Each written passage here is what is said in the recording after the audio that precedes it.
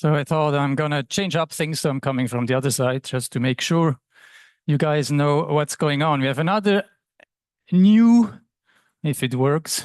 So we had three options to choose from to magnify either or have a James Bond. For those of you who know still from the 90s, there was a James Bond with the white dot. So each time when we had the white dot here on the screen, I thought about James Bond in those years. It was a din, din, din, din, din, din. And then there was another one, the old school red pointer. So I tried to use the magnifying glass because some of the stuff is very small. We're here talking about excellence, right? We heard different definitions throughout the day. They're not all operational, but all in the corner of excellence. And we had also some tables asking the question, is the journey ever done, right? When is good enough? And some of you said 80% solution, maybe good enough if we take the other 20% that are just too painful to go through. Before I go into operational excellence and what it means to me, I'm very briefly going through Bavarian Nordic. So Bavarian Nordic has a bit of an interesting company, right? You have the Bavarian and the Nordics. So what have the Bavarian to do with the Nordics? Because in the south of Germany. So they decided as a spin-off from Germany to move Nordic. So that's why they're Bavarian Nordic. 30 years ago, happy birthday, Bavarian Nordic. So they went through quite a journey. So we're now 1,400 odd employees. They started very small with one product. And I know you guys have all an opinion about vaccination, especially since COVID, right? It's quite a controversial topic, but I can rest assured there's some stuff out there that you do not want to get, right? I'm not saying COVID is not dangerous, but I'm saying there's stuff out there where half of this room would disappear if you do not have the vaccines, right? And that's how they started with exactly those vaccines, and they're stockpiling them, sort of their business model, working with government traditionally, and then moved more into a customer-facing area. That's a big struggle. If you have one product side, you do the same thing all over and have government that doesn't complain so much, that doesn't have maybe the same expectation like private industry. So that was an interesting journey for these folks to go through, and growing to the size of an organization of roughly 1,400 employees today. So we have production site in Switzerland, Germany, and Denmark. And then we have a facility kind of sales in the US because of one of our important markets. That's about it around Bavarian Nordic. If you talk about the strategic choice around operational excellence or any strategic choice, there's three things you can do. You lead, match, or you follow, right? And I wanted to sort of get into the idea behind what Bavarian Nordic decided to do. And when each time I'm looking at all the presentations we gave on the company profiles, they're all sort of the same thing, right? I mean, quite frankly, they're the same thing. High level, if you take a step back, they're all very, very similar. And we want to all be best in class. Yeah, we want to have excellence in commercial. We want to have excellence in research and development. We slice and dice it a bit differently, but let's be honest, it's all the same, really, right? And I'm a bit provocative here because it's after lunch. We're trying to digest the food, and it's one of the last one or two speeches. So I try to be a bit more, I guess, provocative here in my statements than I would usually be maybe early in the morning. Operational excellence. This one is a model I developed specifically sort of Bavarian Nordic, which is going into the first steps of operational excellence. And it's so funny. This morning when I saw the Bayern model, I said, geez, man, could have worked for Bayer. This looks so similar. I didn't know that model before. And once again, how the model looks in the end. We saw different models from different speeches, slice and dice it however you want it. It's going to be the same thing. But how you tell the story, that's the difference, I would say. Not just the story as a story, but also how do you slice those pieces, right? People engagement is the fundamental part, and having a people-centric approach, and we will go into that and double-click what that even means. That's really the most important thing. If you don't do that, everything else will fall apart. You can do business alignment, strategy deployment, horizontally, vertically, all great, but all those pillars will fall apart. So the enablers really need to be in place, and we'll go there a bit deeper. What does that mean, right? What you can do individually, even in your conversation with folks around you, and we will train that a little bit today to even apply some of those principles.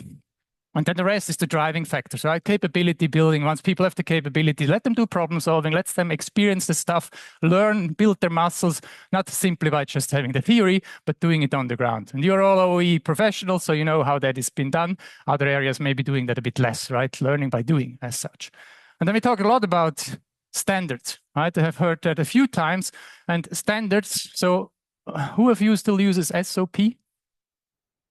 Who of you has the definition for SOP as stacks of paper? Stacks of paper, right? The regulated industry such as pharma, I mean, horrible. literally horrible. There is stacks of paper, and that's hard to digest, that's hard to comprehend, that's hard to remember. So what I always try to do, the old principles in lean, right? There's some experienced guys here like Chris from the early days automotive, still the same thing. How do we build in quality into the process instead of having a prescriptive word describing you what you're supposed to do? Right? How do you build it into the process? That's not always possible, but I haven't heard that much in the conversations, right? Building quality into the process, they don't even need the damn procedure anymore, right? That the system doesn't allow you to do it wrong. We talk about augmented reality. We've tried that in the previous company and not in this one. Great, augmented reality. Everything is already in your field of vision, what you're supposed to do. What happened? Those poor people ran against some whatever extension on the wall, hit their head, and everything was put to zero again, right? So no, let's not do this. This is not very good, right? The peripheral visual is limited, and then you need to work on that stuff again. But this is the future, I would say, augment stuff into the field of vision when you're doing it, that is prevented at the source when you're actually doing it. Building quality as Toyota tried to do it 50 years ago, right? And then in the end, we sliced and diced it also differently in the presentation, but in the end, the same time, there's 5 things, values of the same 5 things. You as a customer order something online, what do you expect? You expect the same 5 things. You want to have the right cost, the right delivery time, you want to have it safe, right? You want to have it in the right quality, and you want to have the people dimension, the more subjective one, which I will talk a bit more in a later slide. And all around it, like Bayer has done it beautifully as well, continuous improvement as a mindset, right? You get up every morning, and I can promise you, every one of you individually, if you go and brush your teeth this evening and ask yourself, have I been in one particular area better than I was yesterday? Magic things will happen to you as an individual, and the same is true for an organization, right? The more we can instill exactly that mindset, we do a little bit better today than we were yesterday, then, it incrementally really makes a difference. Huh? And this is all nice and well to be said, but let's now dive into a bit more details. I put this slide in here for the geeks. Remember, this was the model, the OE model, the first one for people who don't understand OE. No terminology in there, nothing like that. So this is just a slide for the geeks, right? All the stuff we try to implement and sort of get a bit our hands around, but without going into the details, if anyone is interested in this, I can give you an overview and giving you all the details and double click on all of these building blocks here to give a bit more light around that story. But what fascinates me more is actually to summarize things up, right? To distill the knowledge out of it. And if you go back to the Greeks, I talked about logos, pathos, and ethos. It's still today it's still the same thing. Even whatever, Freud used these principles and many others use it still. They might be different in their language. They might be different when they describe the concept, but it's always the same thing, right? So I will bore you out with that one a bit in my presentation. There's always the same thing, but we try to hammer it in, right? So the difference happens then when you start working with it. Before I go into closing this, I guess, parenthesis on Bavarian Nordic, this is sort of a generic again, right? It's our roadmap to world class. It's Bavarian Nordic roadmap to world class. And any roadmap to world class is usually on a similar principle. And there's still the lean principles in there too. But in the end, again, right? So stages you go through a period of time. But now I'm really honest with you here. I have a huge problem, right? I'm standing at the far left of this one, even outside kind of that stabilized. You guys talked about perform and transform and improve and innovate. We are barely holding on to, right? We are barely stabilizing the business enough to even talk about those things, right? And I'm invited to a conference and should sort of present the good practice, right? That sucks. But I have something good to tell you. I was once on the other side of that equation there, world class. I was 11 years in a company and went through that. It was a 5 years roadmap to get to world class. In the end, it was 10 years, right? But still, we get there, right? We got there. There's still world class. There's still leaders in the field, which is beautiful to have done that once. But I could now tell that story again, which I did in Amsterdam 10 years ago, how we got to world class and all the measurements we did and the assessments criteria and yada, yada, yada. But I don't want to do that because that's not where I stand today. So I said, let me close this conversation on Bavarian Nordic and give some personal reflection, right? It's a bit a tricky thing to do in a conference like this because it shouldn't be too personal either, right? We shouldn't be professionals. It should be not the context in the company. But I don't want to fool you either, right? Let's make this engaging and I give you something personal, right? And you can always claim this is Florian who said that, and it wasn't Bavarian Nordic who said that, right? Gives a bit more liberty and a bit more freedom and can be a bit more provocative. But this is sort of one of those slides I try to give folks, to just remember important, and we talked about in different slides as well. Have a vision, beautiful slide this morning, right? Having the vision. I still wonder why it's the moon and not the sun, but doesn't matter. Others have suns, right? So the other ones have if that is not there, then you will have confusion, right? So if you do not have a vision, then you will have confusion because people don't know where the hell are we going, right? So that's the first one to focus on. If you do not have the skills, then you get anxiety because people do not know what to do. Right? Some of you talked about try to solve exactly that issue. What is even the skill there? Hasn't been documented before. Great. You do that now. You take out that anxiety if people believe that everything falls together, right? The third one, slowness if you don't have incentives. And incentives, and we'll talk about incentives in a moment, right? It's not just money. I will get to that in a moment. If the resources are not there, and I can tell in Bavaria Nordic, it's a bit like that, and I don't want to blame a company, and I'm sure depending on the macroeconomics you are working within, you don't always have the resources, right? And then there will inevitably be frustration because those people are overburdened, right? Principle of Muri for the lean experts, right? So that's what happens. People are stacked more and more on their shoulders, the existing ones. So you will have the frustration. If there is no plan, yes, you will have correction, right? So you need all of those things to have a successful renewal. And I want to talk a bit about that in terms of change management. Before I do that, a last remark on structure and trying to globalize, because some of you moving away from global again, centralize, having some communities built into the corporate environment here. But I want to sort of, the three principles that will stay the same, independent of the organization, how you structure it and how you slice and dice it and how you kind of product focus versus functional focus.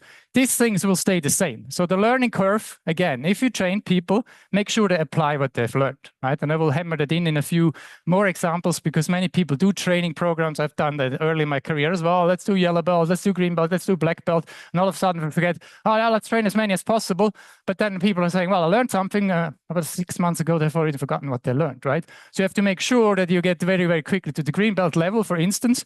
Do those green belts really that they coach the yellow belts. Then you build a learning organization which is independent of the OE organization, right? That's one of those, I guess, acceleration in terms of learning curve. Scale effect, if you centralize, you will always have a scale effect, right? Because you don't, yes, some do still reinvent the wheel, but we'll have a bit of a limitation. The wheel gets a bit smaller. And the team effect of in terms of performance when you bring them together and the shared learnings, as some of you have shared already. So what I try to do here again, let's spark some ideas, giving you big pieces to think about and to sort of, take home, hopefully, and learn from them together, right? So let's have a small little example. So think about yourself in your company now. Pick a letter here on these pictures on your right. Where do you see yourself? There's no right or wrong. Any letters, any people who can already say, I'm seeing myself, whatever.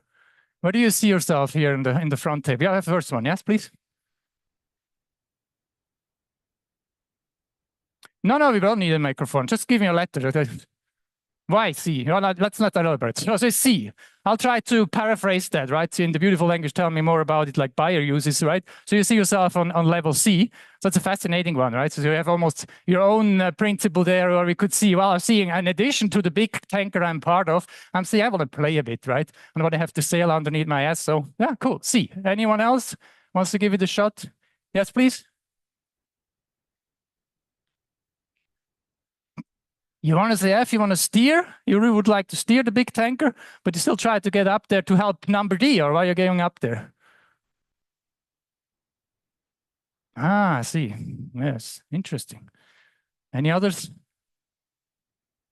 B. A. Yes. Sorry. I want to see what's going on, what is to anticipate what will be coming, and yeah, prepare the ship to take decisions. Very nice. Good. Any others? Chris? H. So you're pulling up the anchor there together with a team, I see, huh? G. Poor F, right? She's looking ahead there. So, yeah, interesting. That's good. T, we have T. Okay, what is T doing?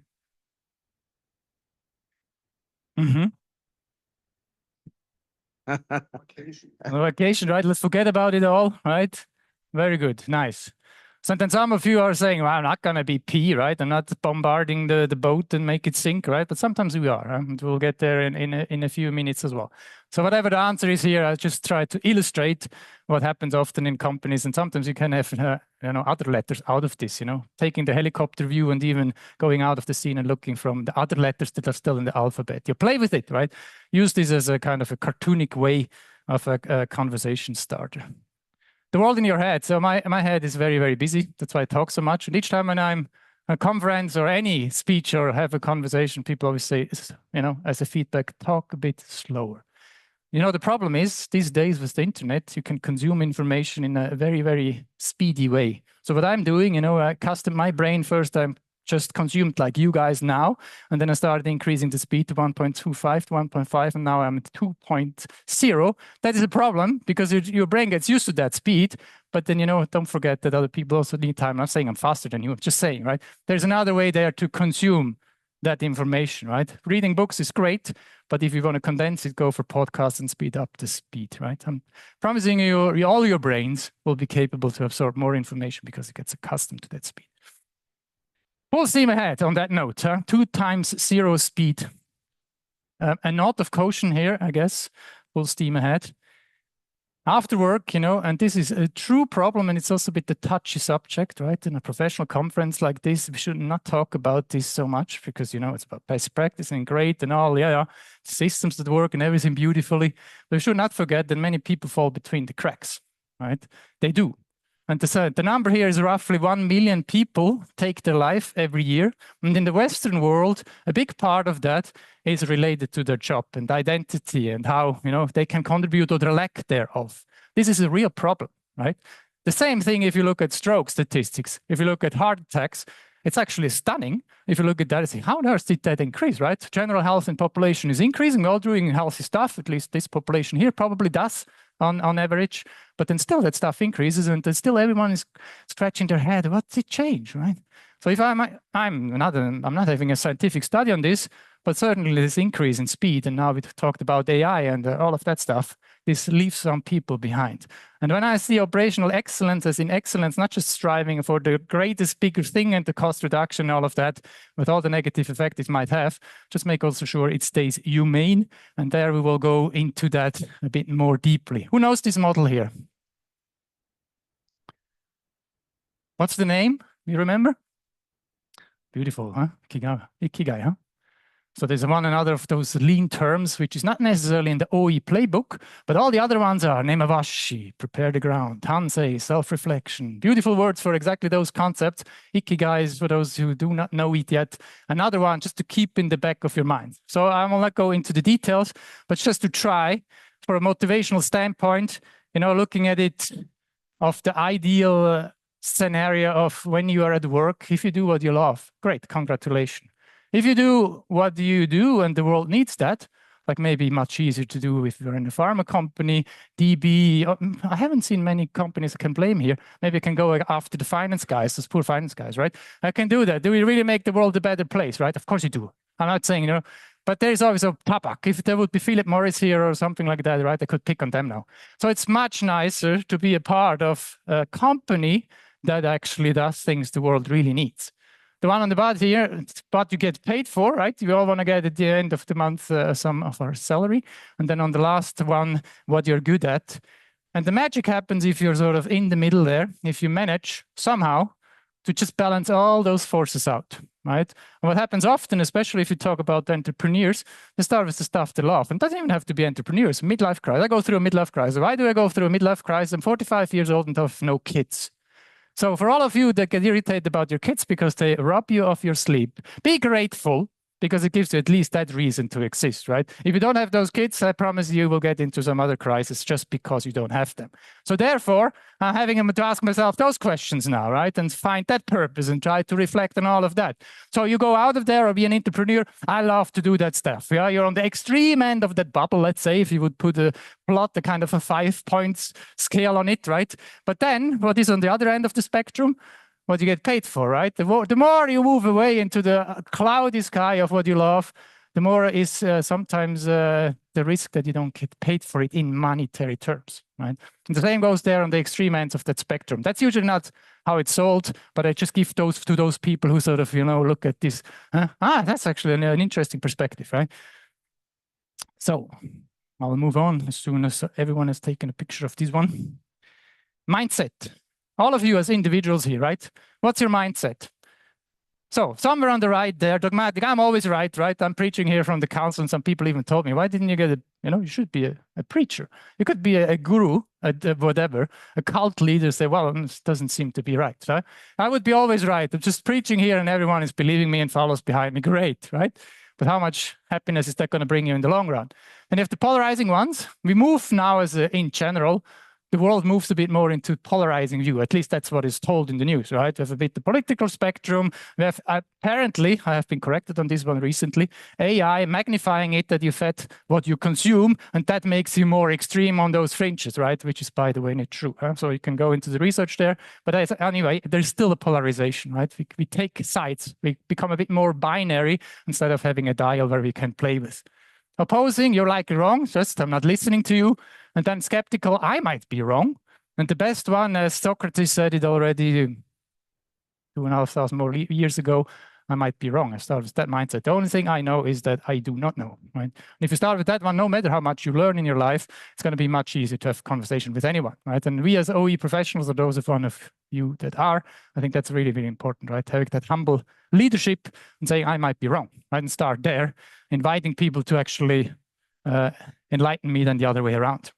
Essentially 3 types of people there. You have the movable, the mover, and the unmovable. And guess what? It's the same person, very often the same person, right? We sometimes categorize, even in change management, early adopters, somewhere in the middle, the big masses, and then the ones go ahead with their flags, right? The people that know best, and they think different people. Yes, can be, but if you look at it on a more individual level, we are all those people, depending on the context, right? So keep that in mind. What you are as in change management when you are moving easier than other ways, and what you have learned on those exactly occasions when you moved along a bit easier and were the one that moved them along versus when you were, even this morning, you said that buyer, I'm a change person, I love change, and all of a sudden something happens to me. You say, damn, I've done now work for 10 years, those people have done work, and now you try to rebrand something, take it as something new, all those people already proud what they have done, instead of going and listening to them first, right, and saying, take those initiatives and then build afterwards that strategy, build afterwards that transformation program, instead of coming top down, right? A new CEO coming in has great ideas. So yeah, but we all have been there, right? But we should be the ones. Usually we are in the organization, except someone who is a bit more senior here. We are in that part of the organization where we can push back, actually, right? And say, well, we can have the link between the top down and the bottom up, right? It's people like us who will change that. It's not the C-suite who will change that because they're already a bit on a different level, let's say, on that frame. Human motivation. Do rewards motivate people? Yes, they motivate people to get rewards. Right? So once you say people, and by the way, I'm not talking about don't pay people well. Pay people well, that's a given. But after a certain threshold, many of you know this already, it's not going to increase their happiness much more from there. There's other areas where you need to dig into, such as purpose, right? We talked a bit about this already. It's easier to be a part of a purposeful work, like these gentlemen and ladies here doing a beautiful job of organizing a conference like here that we can all sort of present and learn from each other. Purposeful work. Saying, yeah, great stuff, right? So that stuff is fun. Right? It makes it so much easier to embrace and build a culture and a DNA around that. We talked a lot about the different generations. I will not go into that, but maybe just, in terms of autonomy, many people are driven by autonomy. And there's just one thing to remember is the 3T model, right? So you have maybe frames of references, what you should do and strategy, but you should give the people the 3T there as a freedom to choose from. With whom I want to work together, which team, what should be the timeline? What do you think is possible here? And so I'm telling you it's going to be 6 months. What is possible here? What do you think? Have that one as a freedom of choice, and then also have the team. Who should be the team here, right? Instead of the managers telling you, well, I think it's this one and should be this one, should be value stream mapping, and this person needs to. No, ask people, right? With whom you work well, because there might be already people connected very well within the organization, which you might have missed if you didn't ask that question before, right? The last one, the mastery. Growth mindset. So yeah, excellence, right? So on the one hand, like you said, when is it done? When is it ever done? It's incremental and continuously going. It's evolution, right? You can't stop it. You can try, but you will be irrelevant over the time. But then still having that patience, once you've learned and the saturation level kicks in, start learning something new, right? So this is sort of the growth mindset. Then there's a few others as status, fairness, and certainty as motivational factors around a human motivation, which you can use and leverage. For some people, that's important, right? In Bayer, they changed some of those reporting lines, and all of a sudden people say, now I lose my beautiful title of senior director, yada, yada, right? And now I have to be something different that, you know, takes that status, perceived status away from them. So this is not to be underestimated, just as a reference there. So what these people are doing here, they're looking at this centerpiece, and they're all having a perspective. So who is right on this one here? What do you think? All of them.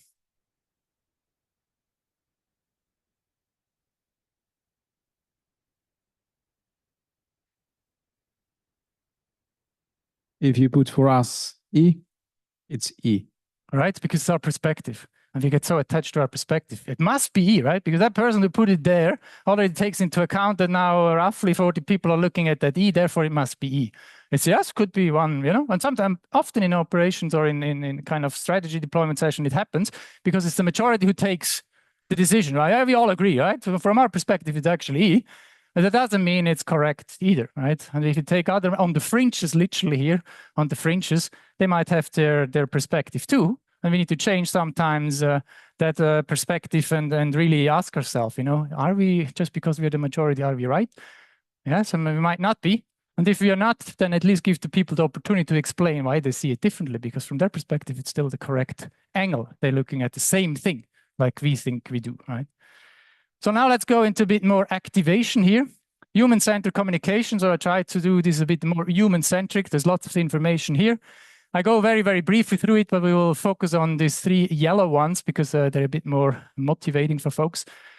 So human motivation, if you think about identity and energy from the top, on the top left, or on the right from your perspective. Self-actualization, some of you might know those concepts, but get the basics right? Train, sleep, eat well. Those are basics, which are often not even mentioned in conferences like this. If you're going to bring your best every day to work, think about those hygiene factors as well, right? 2, drive and motivation. We talked about that. So Maslow's pyramid, Maslow has had a run there. But if you go back again to the old Greeks, they had that stuff already before that, right? So it's a hierarchy of needs, he called it. But it's sort of, you know, I always try to explain it in a matter of the people need to be eaten, right? They have to have something to eat. They need to have something to do with their hands. They have to switch on their head, find something for their heart, have the building, you know, that protects them from all the stuff that happens out there. But then there is the most important one, which is these days, you know, almost a bit chuckled on, because religions, people are running away from religion, right? They're finding other purpose. They want to have that transcendence, still want to have, right? We talked this morning, you said, things change. What did you say? Things change. And what was the second part? This morning I said in the conversation, things change, and then there was a second part to that phrase.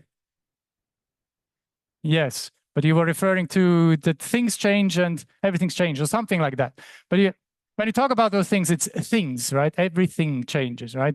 So it's things, but what doesn't change are ideas. This transcendent things, right? The ideas, the ideologies in a negative sense, the stuff that transcends, right? Everything that we can't really grasp, the stories we heard there yesterday, right? Those are things you tell to your children, and they tell it to their children. And it's just important to remember that that exists, right? That is a leverage where we can create some emotion and feelings which will help to sort of, you know, make it a bit more human-centered. The other one, yeah, upbringing, nurture versus nature. We don't go much into that. There's some emotion theory, but then also intention and interest. So for instance, I'm saying I'm hungry is a different thing than saying I want to go to and eat at McDonald's. Not that I ever would eat at McDonald's, but just saying, right? So the intention might be there that someone is hungry and still have leeway to decide what does that mean for that particular person, versus a very, very specific what they want to eat, right? So the intention counts. It's a bit an abstract example, but makes it a bit more relatable.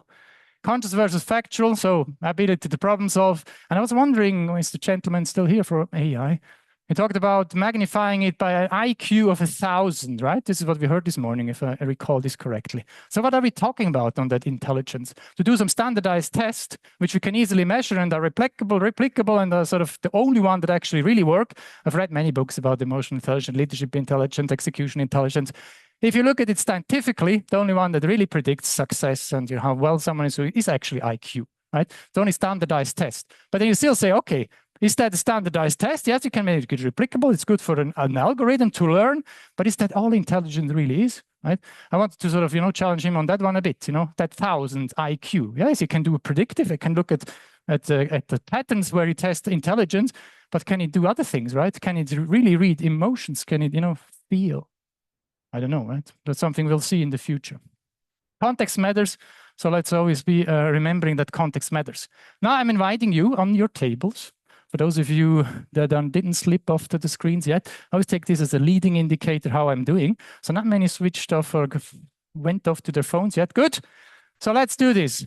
Use someone on your, either those who are 3, okay, 3, otherwise 2 and 2. Try to exercise a bit on this one, huh? Especially this one. Drive and motivation. Just ask person, what gets you off the bed in the morning? What makes you happy? When do you feel success? And what's your drive? Enjoy.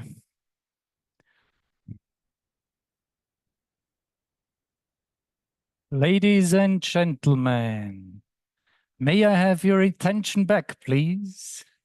So I think we still have a break, but if we don't have one, feel free to continue this conversation over LinkedIn. By the way, I wanted to mention this. I was on a conference in Austria a few weeks back, and I ran into a LinkedIn wall. You know what a LinkedIn wall is? I didn't know myself. I had the first time an anomaly. I wanted to connect to those folks, and 5 people in a row had their security settings in a way that they couldn't get through the LinkedIn wall. So they have set it up that you need to know their email address, that you can even connect with them. What's the point of LinkedIn, man? Right? I mean, they might have unintentionally done that. I just wanted to say this quickly out loud. So connect with each other, and especially connect with me, not because I'm egoistic here, but I'm just saying, don't use that opportunity. And for those of you that might have security settings in LinkedIn that you didn't know about, open them a bit up, because what's the point of LinkedIn otherwise? Very good. So anyway, while I'm saying this, use this conversation, get it going, right? Connect here, network. I mean, it's the whole idea. If we want to compete against AI, that's going to be the way, right? We here having these conversations going beyond the borders of this conference and the room we are sitting in right now. And obviously the folks online, the gray eminence, I still don't exactly know how many people looking at us, assuming it's 1,000, right? So then it's even more important that Doris reach out and say, yes, we felt the spirit that day. Good. Another thing I would like to share with you, judgment mindset versus judgmental mindset. So on the left side, you see the judgment versus database. We heard fact-based conversations, fact-based management, right? I love that. Review, contextual, probabilistic, ready to learn, right? So that's sort of the data. And here I give the other side a bit more the judgmental mindset, emotion-based, impression-based, simplified, isolate, dogmatic, the binary thinking again. Those sound similar, but they're not exactly the same thing. Just as to be aware of, right? I'm not saying there's a category of people behind those 2 definitions. Just be aware of it when you slip into that moment. Oh, I'm maybe a bit judgmental now because I'm hungry, because I'm whatever, I'm hurt, something has happened to me. I might move a bit more to the judgmental, then take a step back, right? And try to be objective, as they say, especially when those emotions stir in you and say, God damn it, this has really something has hurt me there, right? And you might not even be aware of that has actually happened to you, right? But often it does. So just as an additional element there. Golden rules of coaching. So we talked a bit about coaching this morning. So one is passion and curiosity that helps. Another one is not what I'm doing here. I'm talking a lot here, right? Try to always remember in coaching WAIT, the acronym WAIT, which stands for why am I talking, right? So it's not a good coaching if you are actually talking. Empowering is not directing. You can use the principle of what else. Elaborate that people are building on it, and else what? So what are the implications if you decide a certain way? What do you think is going to happen to you if you decide that certain way? And last but not least is ask for permission. It's very, very hard to feed someone if they're vomiting, right? Very hard to feed someone if they're vomiting. There's emotional vomiting going on, let it get off there. They're sick in their stomach. Something needs to get off their system. Have that patience, take a step back and let them vomit it out. Emotionally, I'm using a bit illustrative language here, but sticks with you too, right? I don't have I could have probably used person vomiting there, but that's, you know, not getting the point across any much better either. Good. Evergreens, a few evergreens here in the last few minutes. You know, forget about everything else as well, you know, but then remember process stability, you know, firefighting goes that and is sort of in a gradual, the more the process stability increases, the firefighting will go back. So evergreens, they will stay around. Another evergreen is here, cost of errors, right? We have lots of people being in the red there, the firefighters, right? We like to be on stage and do the firefighting. Wow, great, heroes. All the movies or many movies in the US are about that. It's the hero story. Great. It just costs you a lot of money. Just be aware of that. And the preventers, the ones that design a great product, a great process, they're somewhere in the hidden. They're not the stars, they're not shining, they're not having the biggest mouth, but they're actually preventing something from happening. And there's always the ones that will actually suffer from this, because how can they prove that they have prevented something, right? There will always be the poor people who have designed the great process, but in the end, no one will say thank you for them because the catastrophe didn't hit and people didn't go through the pain of correcting or having a failure, right? Because they already did it well. I just remember that to the prevention people that are in the dark and talk a bit less than we maybe sometimes do, that they're actually the real heroes, not the ones that are causing the cost here to do the firefighting. Last but not least, change ahead, right? So just for those of you that don't know, I mean, everyone knows the mic by now, I think. Change management, ADKAR, for those that do not know, bring those two together into the symbiosis of having a structured approach into project management, but have the change management as well. It's not the worst model out there, this whole ADKAR principle. We have a change professional here and others, but I think this is not the worst one out there, right? To just sort of saying, okay, awareness building, desire, hey, do they have the knowledge? Do they have the knowledge? Once they have it, ability again, train the muscles, let them do the stuff. And in the end, is the positive reinforcement, right? And not everyone is the same, depending on the attitude. There's some blockers up to evangelists, and there is influence high versus low. Just, choose them wisely. Don't engage with everyone at the same time. Make sure you're intentional about it, right? Just in terms of change management, if you lift it a little level out, be sure that you look at the right ones first, instead of getting up with some blockers that might be very low on influence. Just ask a question there, but don't be too much, time spending on engaging and coaching. And this is the last one I'll leave you with. I messed up. Well, there's only 30 seconds for a question left. But think about this, everything you learned now, you have it maybe listened, you read, some of you visualized in their brain, some of them even demonstrate whilst you were asking questions. But discuss it. We did a bit of discussion, practice and teach, right? Teach it to others. Whatever you learned today, whatever inspired you, doesn't have to be my presentation. Teach it to your wife, to your kids. Paraphrase it, right? That's the stuff. Then it will stick, right? It's much, much higher, 90% retention rate. That's much, much higher than the 5% you will otherwise remember. What a waste of time. 2 days on a conference and you remember 5%. For those of you who are interested, you want to look at my notes there on the table, feel free to do that later, right? I'm doodling a lot and people are saying, oh, this is an art, piece of art. Yeah? So maybe a second thing I could do as a career change. So I'm going to shut up afterwards. Coaching, I just use that one, you can read yourself. Grow together is the end, right? So there's another model of goal, reality, opportunity, and what's next. Still one of those models out there I like very much in coaching, right? Just setting the goal, what's the reality today, what are you going to do next, and what are the options you can explore. With that, last slide. The picture on the right has been taken when I was hiking with my wife, 730 kilometers across the Swiss Alps, Italian and French Alps this summer on a mini sabbatical to be fully charged to stand in front of you today and have this presentation. That's not why I'm putting it up there. It's sort of the never-ending reaching and not arriving that is mastery. Just keep on going, keep on. What did you say? What did Churchill say? Keep buggering on. Let's close it on that. Thank you very much for your attention.